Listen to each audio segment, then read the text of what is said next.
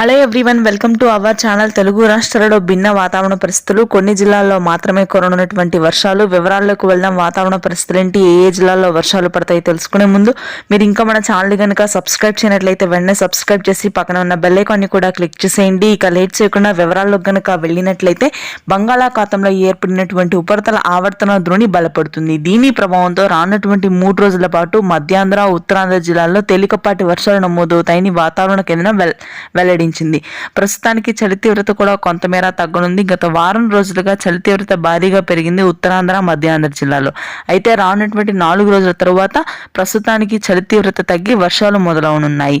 ఇక ఆ తర్వాత రాయలసీమ, దక్షిణ కోస్తా వ్యాప్తంగా ప్రస్తుతానికి పొడి వాతావరణం కొనసాగుతుంది. ఉష్ణోగ్రతలు కూడా భారీగా పెరగనున్నాయి.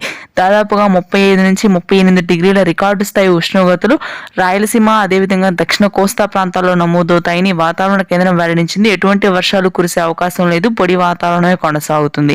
ఇక ఉత్తర తెలంగాణ, నిజామాబాద్, ఆదిలాబాద్, నల్గొండ, శ్రీకాకుళం, విజయనగరం, విశాఖపట్నం, తూర్పుగోదావరి, పశ్చిమ గోదావరి, కృష్ణా, గుంటూరు ప్రాంతాల వరకు మాత్రమే బంగాళాఖాతంలో ఏర్పడిన ఉపరితల ఆవర్తన ద్రోణి ప్రభావం చూపనుంది.